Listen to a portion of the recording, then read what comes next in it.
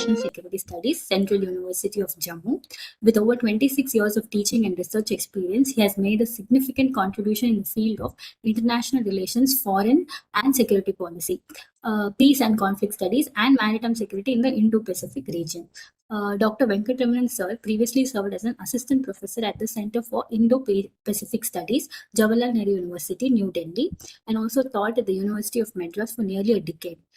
Internationally, he spent around 15 years teaching in Africa, including his tenure as an associate professor at Addis Ababa University, Ethiopia, and also being a visiting professor at Mexico.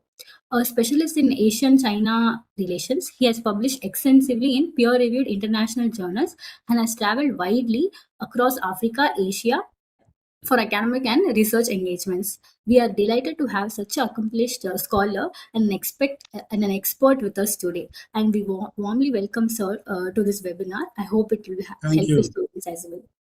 Thank you, yes. So should I begin? Yes, sir. We are good to go. Right. Thank you so very much, Tejasvi, for that nice introduction of myself. I was an associate professor at JNU, not an assistant anyway. Doesn't matter. Okay, okay, I'm so sorry. Doesn't matter. It's all right.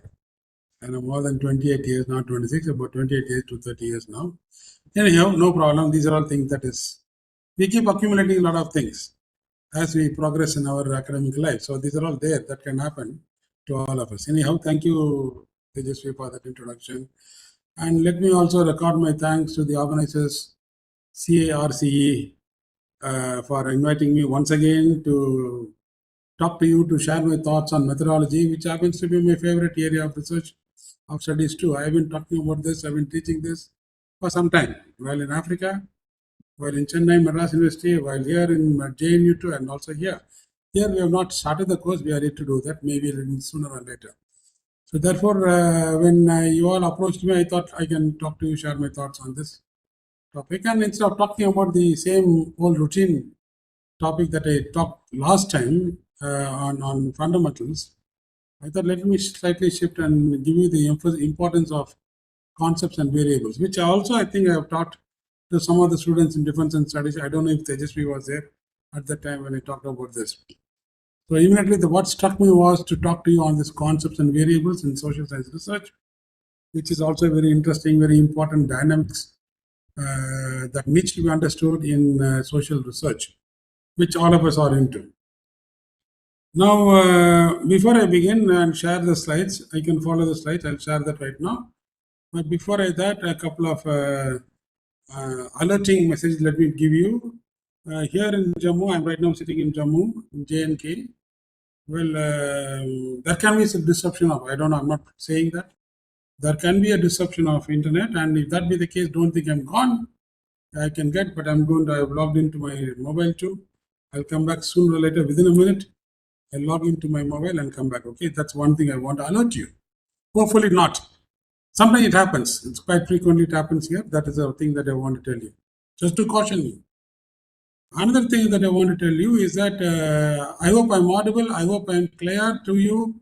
My language is clear. If there is some clarity problem, if there is some understanding problem in my talk, in my language, in my English, you're most welcome to stop me or even raise, or maybe towards the end also you can ask. Absolutely, you have got all the freedom, all the right to do that. Because the purpose of this particular talk, lecture, is to make you understand what I have understood. That's the purpose. So I want to ensure that I have understood properly, and therefore you also understand properly. Nobody should say that at the end of the day, after sitting and listening 1 hour, logging on and say that I couldn't follow this. No, that should not be the case. I will not accept it. I say this to all the people in the classroom also. If you sit here and come to my class, you must ensure that you understand something and get out of the class.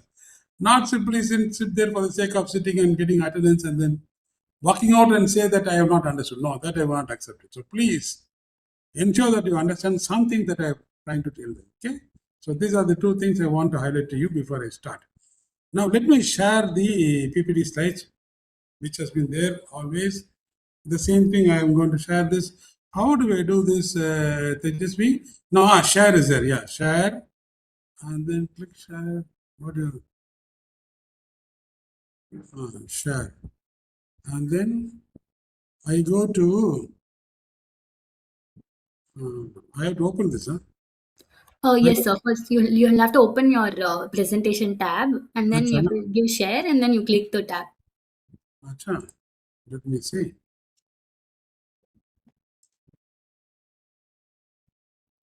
I opened it already. No, wait, share. Where it's not appearing? No, I opened my PPT already there. Yes, sir. We can see the screen. Yes, we can see. We can see Now the you can slide. see. Yes, yes, Really, that's all. yes. That's all. Is Yes, it sir. moving now? Yes, Yes, sir. sir. Moving. Wonderful, wonderful. That's all I want. Wonderful, very nice. Thank you. Now, this is a topic I thought I'll share with you, concepts and variables in social science research.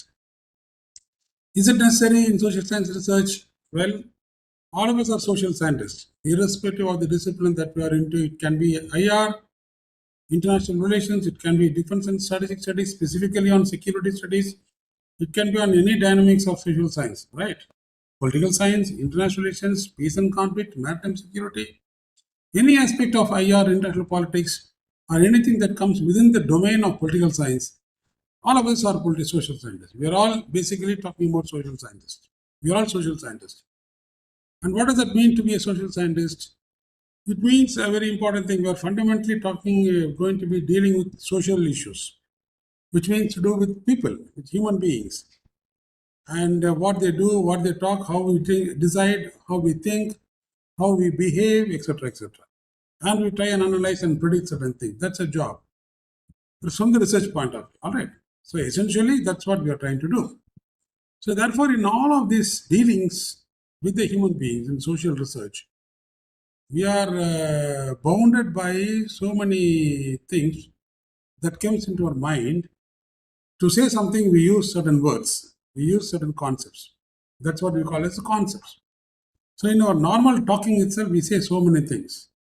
In our normal, conversation with people, we use so many words, not necessarily subject words, even otherwise. Even otherwise. You can say, for example, to somebody, take the table and keep it here. Table is a concept, by the way. Table is also a concept. But although we do understand what a table, what you mean by saying a table. Narkali in Tamil we say, na table. Chairs and tables, they're all supposed to be concept. But certain things, these common words are very, very understandable to all of us. It understood, immediately we understand. You don't need to check the other guy, what do you mean by table? You're not going to question him and ask what do you mean by table, what do you mean by chair, because you also know that what he means is table only, what he means is chair.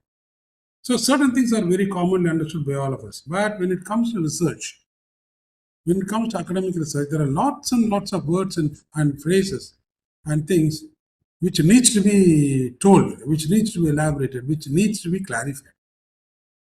Okay, so that is what is called as a concept clarification, conceptualization, etc. Now that is what we are going to talk about in this next 1 hour. Okay, so I hope you follow this. There are a lot of things that is loaded with concepts in social research. From the research point of view, I have some examples. I'll show it to you. All right. Then you will understand what I'm trying to say as concepts in social research. They are all concepts which needs to be clarified to people. Only then they can understand what we mean by saying that, using that particular word, the concept. Why do we do this? Because we need to tell them clearly what we mean. You are the researcher, you have to tell clearly. You cannot simply say, or you cannot simply assume that the other person has understood everything. You cannot assume that when it comes to research. So when it comes to actual research, you have to ensure that everybody understands it clearly. A certain word you are using, that word needs to be understood by everybody. So the concept that you are using needs to be understood by others. So you need to clarify the meaning of those concepts. So that is what essentially I am going to deal with it in this next 1 hour. So just follow these slides. It's quite an easy one. It's not very difficult for you to understand. You're all MA graduates, and also as it is, you're all doing research, and it's very, very a simple task for you. All right. Now look at this. What is the concept? I made some small definition here. Abstraction, based on a characteristic of a perceived reality. So they are basically mental boxes. So in which we throw certain things that we think have important things in common categories. That's all. For example, education, the concept of education. Education is again a concept. We always say he's an educated person. You need education. We need education to remove poverty. We need education to reduce crime. Yeah, educated person. These are all things that we say. But when it comes to research, we need to say what we actually mean by saying education. But education can mean many things, in fact. Look at this. It can encompass all sorts of things that we observe in the world around us. Education can be school, it can be a college level, it can be a library, it can be life experience, which is also education. What parents try to do to us, and so on. What your elders are trying to do, educatedly, experiential teaching, experiential learning. Yeah. So that is also a kind of an education only. So, but in terms of formal education, if you say, then you categorize it. The concept of formal education limits our imagination to include only institutions that document what is learned in some way. School level education, formal education, awarding a degree, awarding a BA degree, a MA degree, PhD degree of some kind, kindergarten, 12, etc. They are formal education. Yeah. So that is formal education that we categorize. Normal education can mean that. The formal education can mean this also. So we need to be very careful in using what kind of words and what type of this, so that we can clarify to readers. Now I have got some more examples. Many more examples are there. Take a look at this. Can you see the slides? Are you able to see the slide? Hello? Yes, Yes, sir. Yeah. You see, alienation, tolerance, voting. Recently we had an election in Tamil Nadu, and many states also underwent election. Most of you are from Tamil Nadu. Some of you may be from other elsewhere. So voting takes place. It's a concept. What do you mean by voting? Voting means what? You need to you observe certain things. Freedom, apathy, indifferent, public interest, ideology. When it comes to international relations, you say foreign policy. You know, we use foreign policy. It's the term. You need to exactly define what is foreign policy, concept of foreign policy, national interest, security, political participation, behavior, political experience, media consumption, power. What power? What do you mean by power? Is it the muscle power, or what kind of power are you talking about? National power? Military power? Economic power? What are you talking about? What kind of power are you talking about? So these are all different kinds of concepts we frequently use. Yeah. Influence, modernization, development. Development. What is development? Well, you cannot assume development means this and this. No, you cannot assume that. You should clearly state the development. What exactly do you mean by development? What do you mean by development? Political development, ideology, fundamentalism, terrorism is a concept. Terrorism again is a concept. You need to say what exactly terrorism means, defining it. Conceptual clarification is required, so that other person who is reading it, who is listening to you, can also understand clearly. Otherwise, they take you for granted as this is what you mean. Misperception comes in. So therefore, these are the different kinds of words. This is a sample of examples that I've given you. Plenty of these kind of words we normally use in our day-to-day parlance, in our day-to-day language, in our day-to-day interaction with other people, right? We do this. So these are all loaded with concepts. Social science is loaded and loaded with lots and lots of concepts. So we have to be careful when it comes to research point of view. When it comes to normal language, you can do this. People will ask you orally, what do you mean by, you can say it. But when it comes to research, we need to explain it clearly. Because that is what you're going to measure it also. That is what you're going to analyze also. Right? So therefore, this is very, very essential part of it. So preliminary understanding on concepts is essential. Our social science is fully loaded with lots and lots of concepts. Be very clear. What are the concepts that you are using? Identify the concepts in your research. If you are doing some research, identify what are the concepts that is there. What concept is influencing what other concept? Concepts are influencing. This one is influencing that one. I gave you the example of education. The more the education, the better the development. The more the education, the lesser the crime. The more the education, the lesser the poverty. So education is a concept, poverty is a concept. Education is influencing poverty, isn't it? One concept is influencing another concept. You got to explain this. What do you mean by education? What do you mean by poverty? so that you can analyze and collect data on that and then give you some concrete conclusions and analysis and solutions. So this is how social science is built up with. Our subject is completely built up with this, right? So these examples, I hope you all are listening. This example tells you how important it is, how essential it is, how much we are all trying to use these different kinds of concepts in day-to-day life, right? Now let more this thing. Look at the level of abstraction. I told you beginning, it's an abstract term. Concepts are abstract. You got to define it. It's not clear. Concept are abstract. Abstract means not clear. Vague. Vagueness means abstract, na? Abstract terms. It's just vague. It's not very clear. What do you mean by education? What do you mean by ideology? It's not very clear. Vague and abstract. So in this abstractness, in this vagueness, there are different levels also. Two different levels are identified. One is called as concrete level of observation, the other is discrete observation. Level of abstraction depends upon two different types. One is a concrete observation, other is discrete observation. What is concrete? Those that are easy for our observation, easily, which we can easily see in our eyes, directly observe in our mental eyes, such as voting. We are seeing people going and voting, casting. It's directly observable. It's concrete. Concretely, you can observe it. Eating, all this. Okay, these are all very, very clearly seen. Amount of money, income, that's very clearly seen. These are people reading newspapers. They're all very clearly seen and observed. So that's concrete observation. All right, this is one thing. What is discrete observation then? Which cannot be observed directly, which is very discrete, which is vague, much more inbuilt into it. Like for example, ideology, justice, they are discrete. You have to explain there. You have to make a clarification on this. What do you mean by saying justice? What do you mean by saying ideology? What do you mean by saying southernness? Political interest, foreign policy, national interest. They are not observable directly. Trade is observable. Trade is observable. You can see goods coming into the country, but you cannot see the national interest built into this. That is cannot be seen. You have to explain that. So they are all discrete observation. So in concepts itself, there are some which are directly observable, some which are discretely observable, which are not very clearly directly observable. This differentiation also you should note. Yeah? So in concepts like ideology, there may be no behavior at all to observe. Ideology, there is no behavior.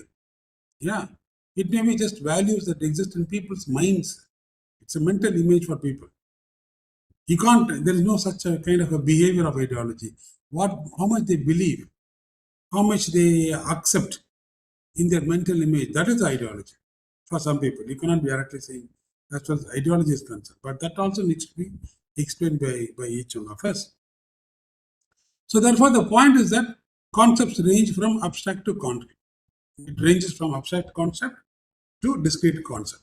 Some which are directly observable, some which are not directly observable, which are discrete, which are inbuilt, which needs to be explained. That is what we mean by saying. I hope you are listening to me. So the more the abstract, the more the discreteness, the less it is directly observable, and the more it needs careful definition. You have to define it carefully. Ideology needs to be defined carefully because the abstractness is so vast. It cannot be directly observed. Yeah.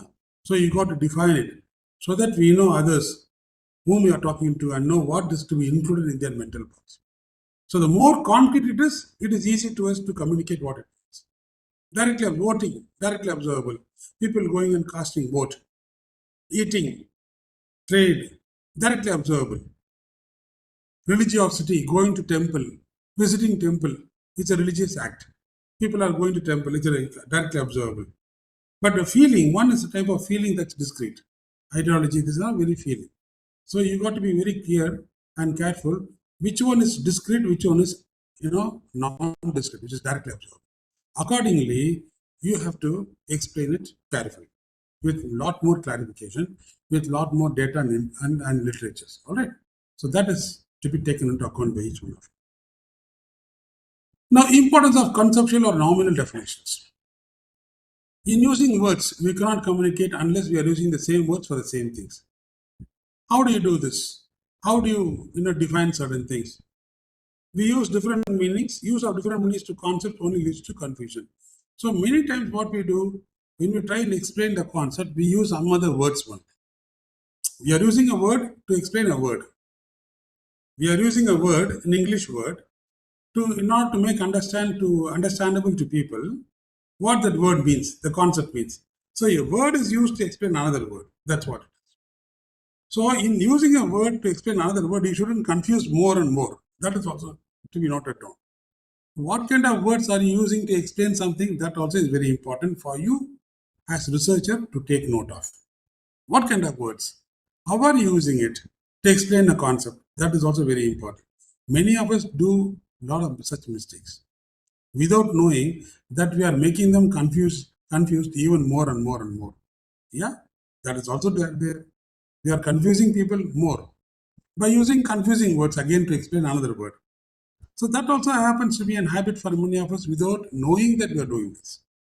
So therefore, as researchers, we have to be very, very careful as to what kind of words that we are using in order to explain a particular concept.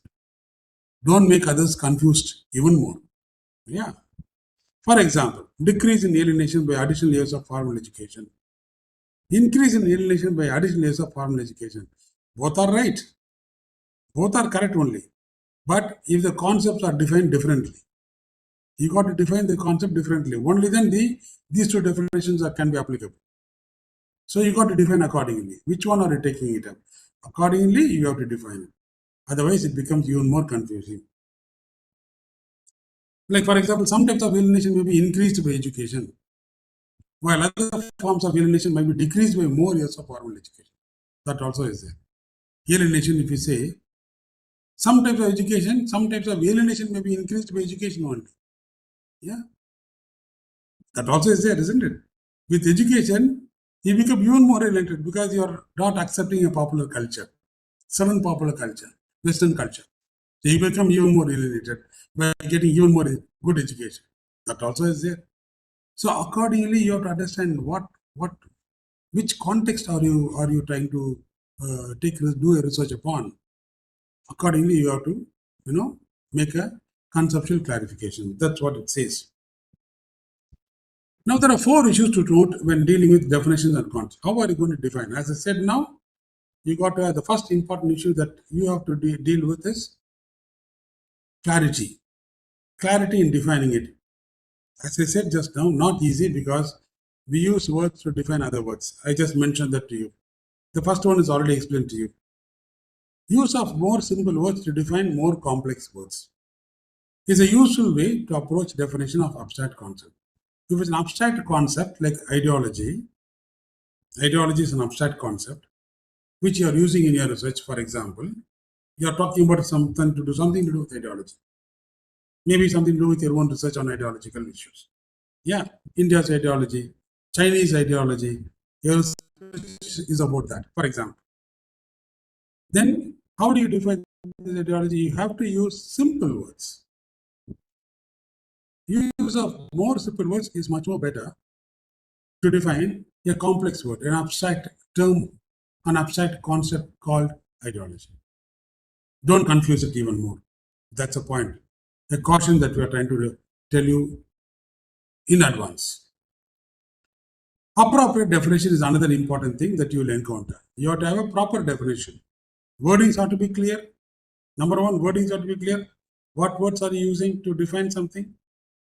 How are you defining it? Appropriate definition is also very important. Number two, in what sense it is appropriate definition? Consistency with the way the concept is used in literature. You're going to consult literatures. So that's the way that researchers do. We always bank on literatures. Literatures are nothing but some secondary data that is available to researchers. They are secondary data, published data. It is available in the form of books. A lot of books are there in the library. Articles are there in the form of journals. Right? They are all published, black and white. Anything that is published, black and white, they are all called as secondary literatures. Secondary sources, not primary sources, secondary sources. So literatures are basically secondary sources of data for us. So as a researcher, as a budding researcher, young scholar, What do you do normally? We always bank on these different sources. Let's take up some books to read on terrorism. Let us take consult some articles on international terrorism, on culture, on crime, on social issues, on development. So what will you do? Usually you go to the library or check your internet. These days internet has become very common. Google is there or some search engines are there. Immediately go log in and say something and write something, and then all the materials come. Instantly it comes to you. You download them. They are all secondary sources. So we always use these literatures. So there should be a consistency with the way the concept is used in literatures.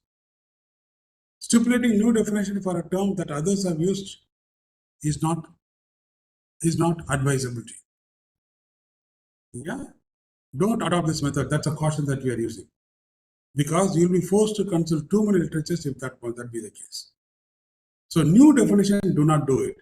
If the definition of particular ideology, if ideology is a concept or something else, poverty, something, then large number of literatures, what do they say? That is enough to define. You can adopt. You don't need to define on your own a new definition. You can always use the definition that is majority of the people or scholars have used already. That's the safest way. That's the safest way. Don't think that you're too brilliant and you will like to use a new definition, etc. You can do it. I'm not suggesting you should not do it. I'm not saying that. You can have your own definition. But the caution is, the problem is, if you are using a new definition other than what is mentioned in the large number of literatures, then you will be forced to consult too many literatures. Because only then you can say for sure that yours is a new definition. Right? You have to consult many literatures. That only then you can say that mine is a new definition. I am proposing a new definition. Otherwise, you cannot say that you are proposing a new definition. You cannot say it unless you consult lot of literatures, lot of books, every single book, or prominent books, which is a time-consuming task.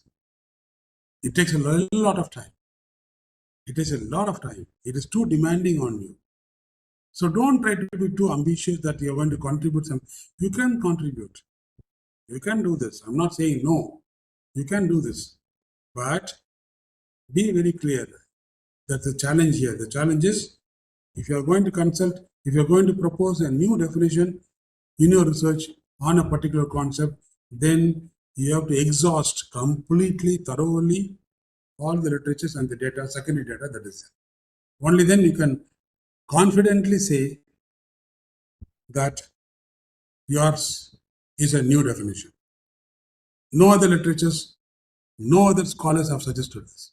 They all are suggesting old definition. This is what is terrorism, this is what is terrorism, etc. But I am giving a new definition for terrorism, you can say.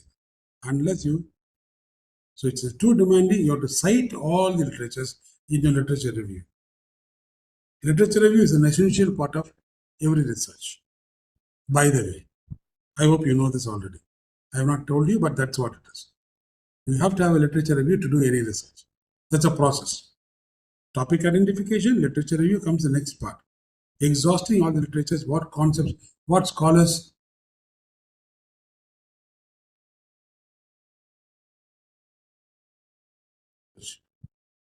Therefore, literature review comes very handy, very helpful. So this is the second point. Appropriate definition is very important. Second caution. Now, if you feel you must use a new definition, you probably should use a new term or at least a modified term so as not to add to the confusion. Popular cultural alienation instead of just alienation. Yeah, like that. Now, the third one, the third caution with regard to having an appropriate definition for your concept is that avoid defining concept with related concept.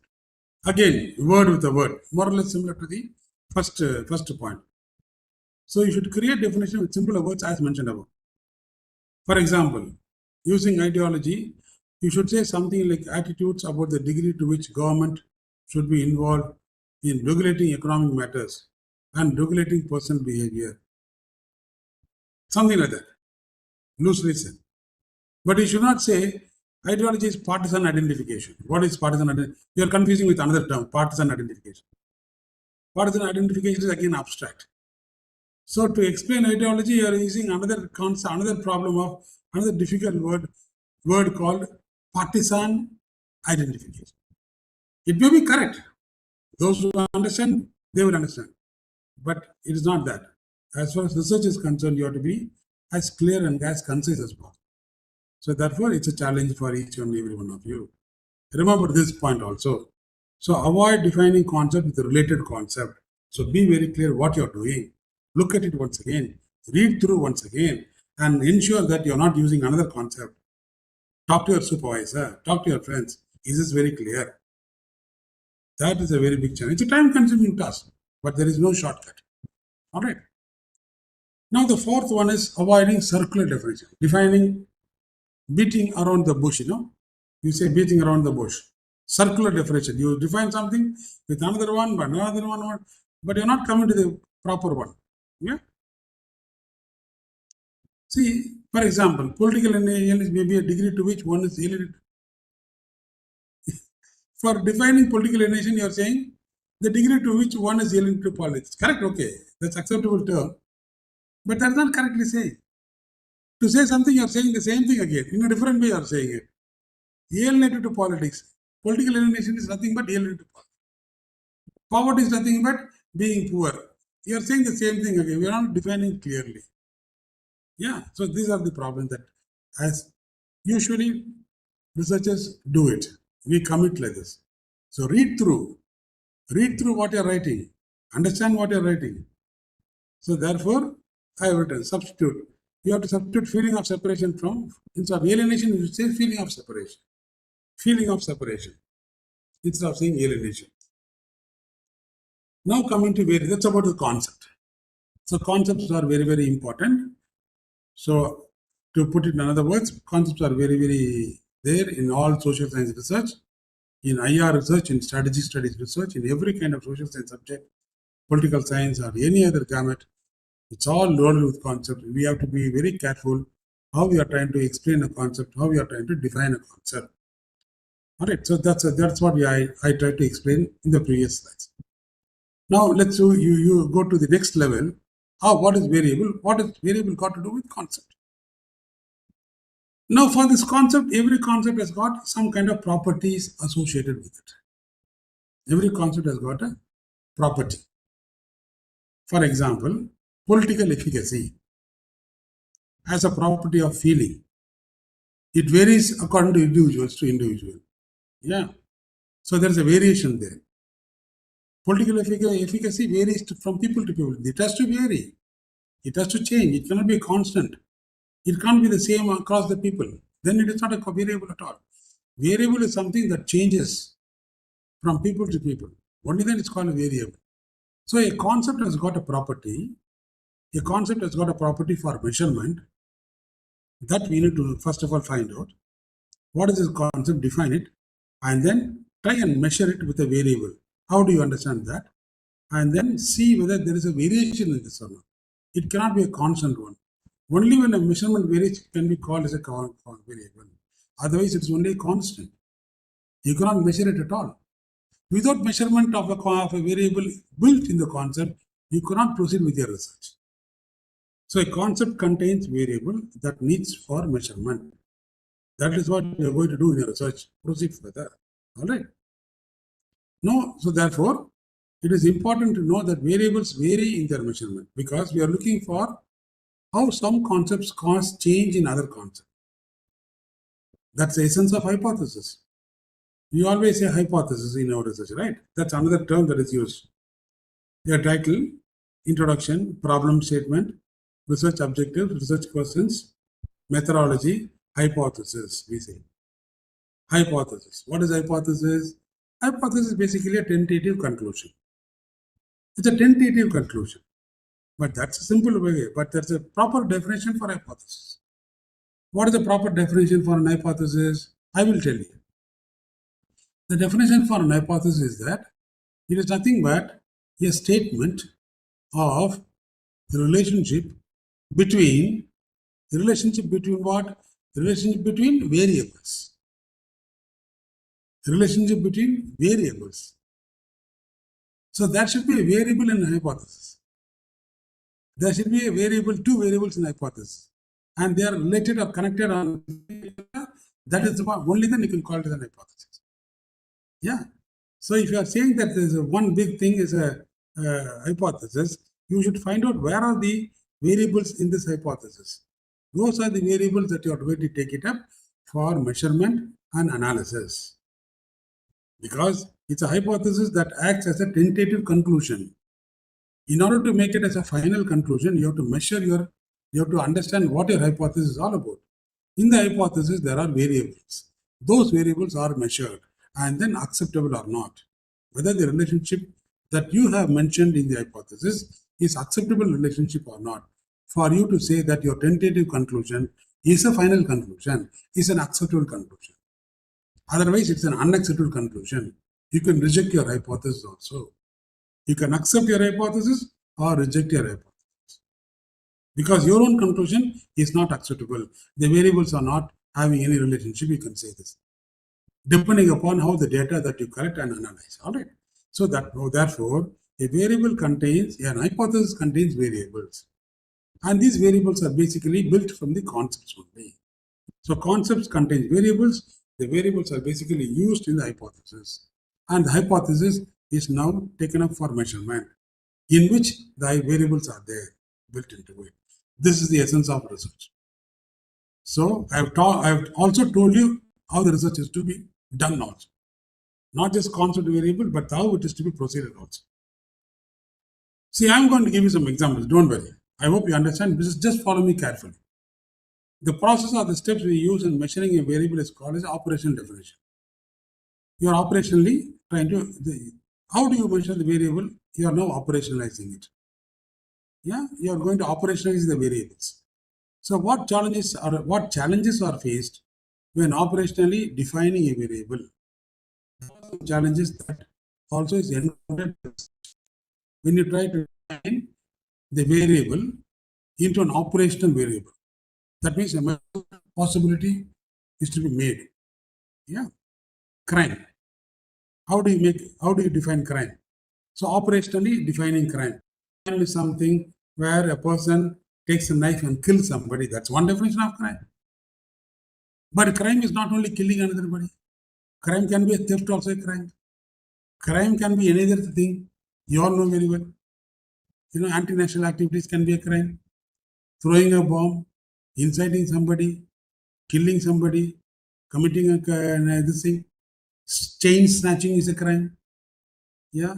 Sexual offenders. A lot of sexual offenders are raping, molesting, womanizing. All these are all crime only. So there are so many definitions of crime.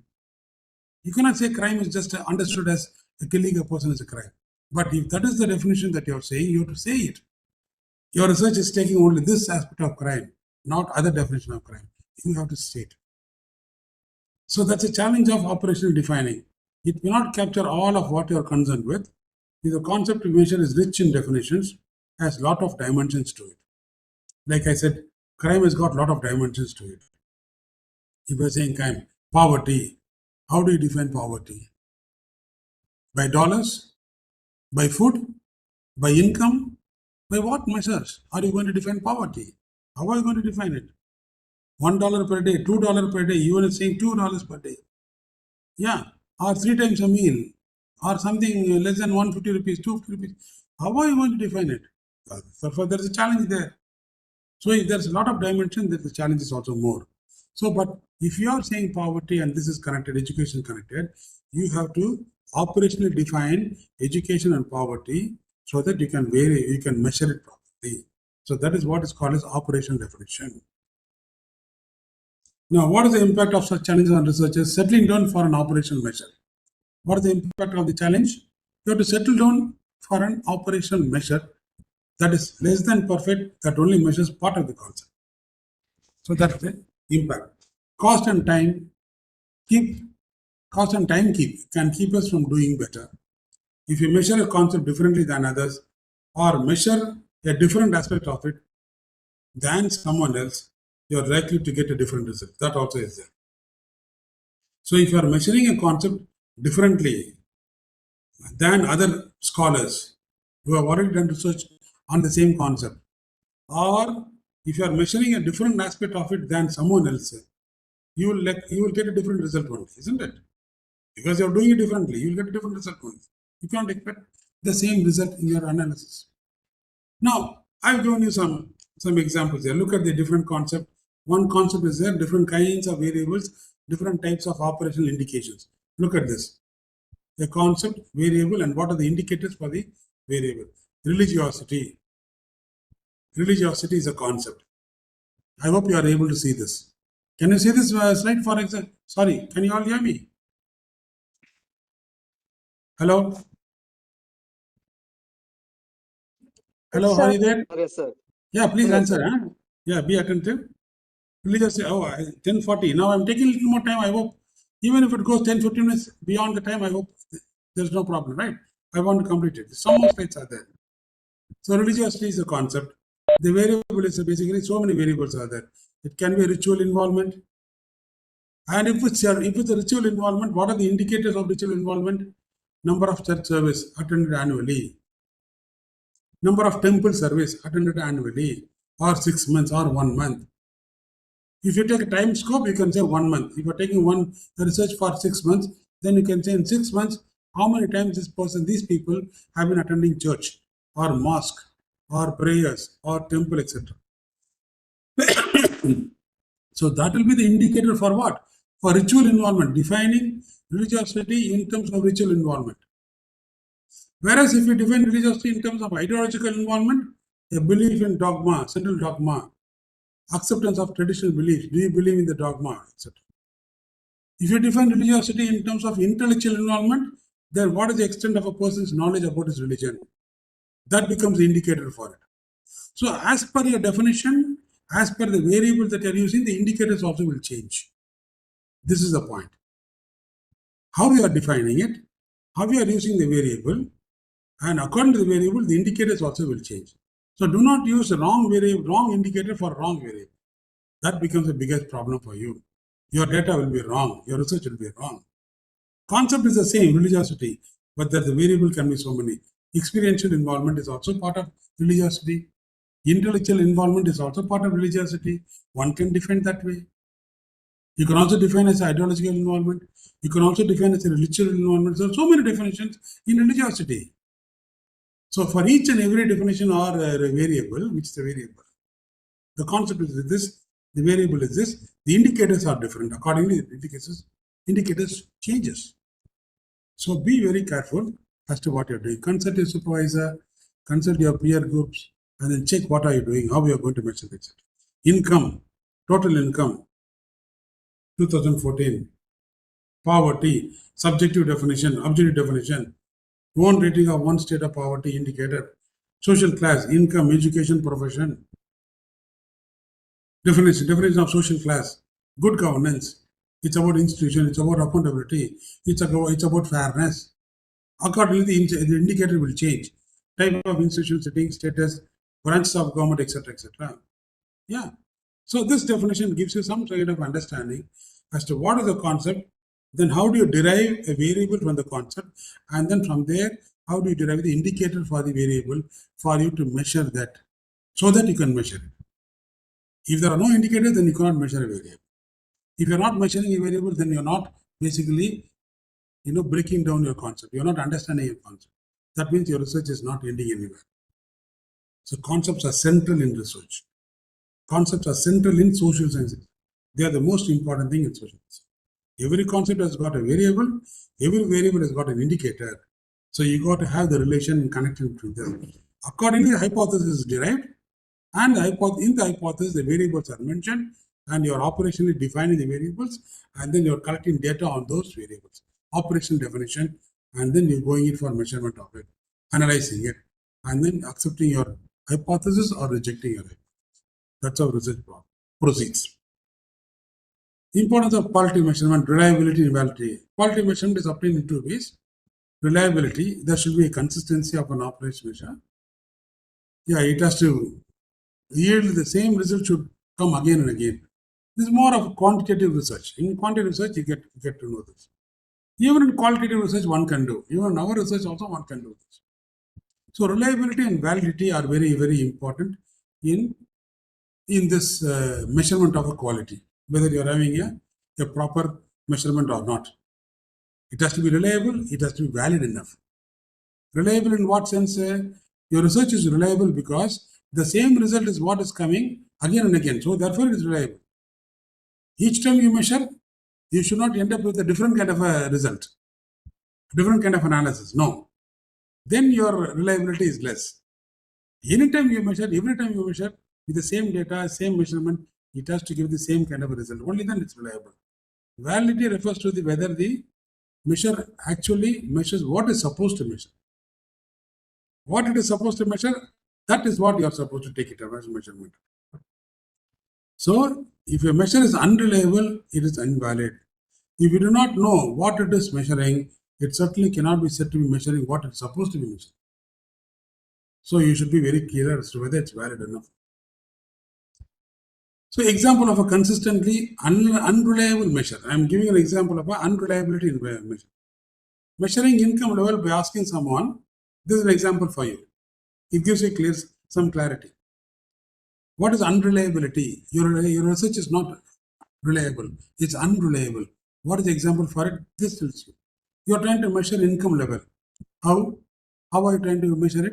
By asking someone how many years of formal education they have completed. What is the answer? You will get many results. You will get consistent result. But education is not income, isn't it? You are talking about to measure income, you are talking about education. So that's unreliable. Although they are related, positively connected, education is connected to income, but that's not the exact definition of education of income, isn't it? So you are measuring wrongly. In order to understand income, you are talking about education here, even though they are connected properly with each other. So this will lead to unreliable measurement. So be very clear what is it you are picking up for reliability. What is the word that is an indicator for the same? Validity is broken into face validity, content validity, criterion validity. Logical connection, you have to have logic. As you look at it, face validity. Content wise, does it cover all the relevant concepts? Criterion, you ask your supervisor whether criterion is correct. That is how you have to have the same. So now finally, relation between concepts, variables, and attributes. Concepts are the highest level of generality, concept, as it defined right now. Highest level of generality, whereas variables are logical groupings of attributes. In the concept contains variables which are logical groupings. Several indicators are there in the variables. So they are logically grouped together, built in the concept. So therefore, there's a need for conceptualization. There's a need for variable, identifying the variable. There's a need for taking a proper indicators for measuring the variables so that you're measuring the concept indirectly. Concept, variables, attributes. The three go together. Remember that. So that is what is mentioned here. Attributes are categories of a variable. Attributes of variable religion include Catholic, Jew, Protestant, Muslim, etc. Yeah, if it's a religion, then these are the attributes. If this thing, religion means it's Catholic, Jew, Protestant, Muslim, Hindu, many things are there as part of the religion.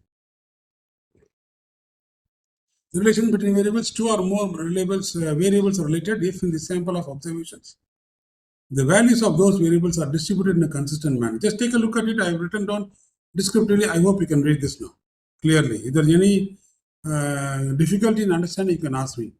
Gender and GPA, grade point average, GPA, education, from the education point of view, can be considered to be related if most males had high GPA and most females low GPA, or the other way around. Gender and GPA can be considered to be related. So variables are related if their values systematically correspond to each other for those observations. Otherwise it is not related to each other. Okay, for example, gender and GPA, more males are doing or more females are doing, then there is a connection, you can make it. Height is related to weight because typically tall individuals are heavier than short ones. Tall persons are heavier than, because the height is more. So it's relation. That relation is there. A tall person cannot be very, very, less weight. There can be some deviations. A thin, tall person with lesser muscular, only skeleton, he can weigh. But that's only very few numbers. But usually, or generally speaking, tall people are weight, heavyweight one, isn't it? Because the more taller, the more broader, more muscular. There may be people who are skeleton. I'm not saying no to this, but there are deviations only. But generally speaking, there's a larger connection to this. Height is related to weight. So therefore, there is a big connection there. IQ is related to number of errors in a test. If people with higher IQ makes fewer errors. That's what it is. Why are they important? Because of scientific research is to find relations. Why relations between variables are important? Because only then you are making a scientific research. Otherwise, your research cannot be scientific. Research is basically science. Yeah, it is science. 1 plus 1 is 2. 2 plus 2 is 4. That's what we say. It's scientific. Otherwise, it's unscientific. So you are usually using concept, and the concepts are having variables, and that is what is trigonometry. So if you want a research to be called as scientific research, there should be a relation between variables. Otherwise, it cannot be scientific at all. So in order to represent meaning between some quantities or qualities, either way involves relation between variables. So advancement of science involves finding new relation between variables. That's what it is. Now, there are different types of research, which is our last slide is here. Correlational research, experimental research, statistical research, they are all nothing but in terms of quantitative, we have got different types I mentioned here. How these are all connected with each other. So I think that's all I have done. I have to say, I have shared some of the important thoughts that I wanted to share with you with regard to constant variables. I think I'll stop here. It's almost 11:50. Now we have got another 5-10 minutes left with. So I think if there are any questions and comments, you are free to welcome. Thank you. Then I think I'll stop here, Tejasvi. You can take it over. Should I stop sharing? Yes, sir. Tejasvi is not here. Acha, whoever it is. Oh. I have stopped sharing. Now where am I seeing you? I don't know. You're out there. Can you all see me? Yes, sir. Yes, sir. Yes. Now, yes, this is what I wanted to tell you as far as this topic of concept and variables. Very simple. It is not very difficult for you to understand. I think very simply put, the relation between concepts and variables is what I explained to you in my own way. Give you some examples of concepts in social research, which is very central, and then how we break down the concepts to understand the variables, and how each of the variables have got certain indicators which you have to identify for measurement and then do a research. So these are all part and parcel or integral to any kind of research. So one important or central aspect of research is this dimension of concept and variables. Unless you understand this, your research cannot proceed further. Right? You may identify the topic. You may have a lot of data, secondary sources, literatures. You may have a lot of information in your mind. But then if you don't put it in proper concept and writing, identify the concept variables, you cannot proceed ahead and complete your research. So if you want to make a research scientific, you have to follow these different steps. So I have told you in this 1 hour the centrality of concept and variables in social research. This is more important than anything else. After that comes data collection and analysis. Analysis is about statistical analysis. A lot of things are there. That goes beyond a lot of other things. I'm not going to that. That's a different aspect of it altogether. But before you proceed to analysis, this has to be very clear to all of you. That is what I think I have told you in this 1 hour. Now I leave it to you. Then that's another 5 more minutes to go. Let me know if you are able to understand the work.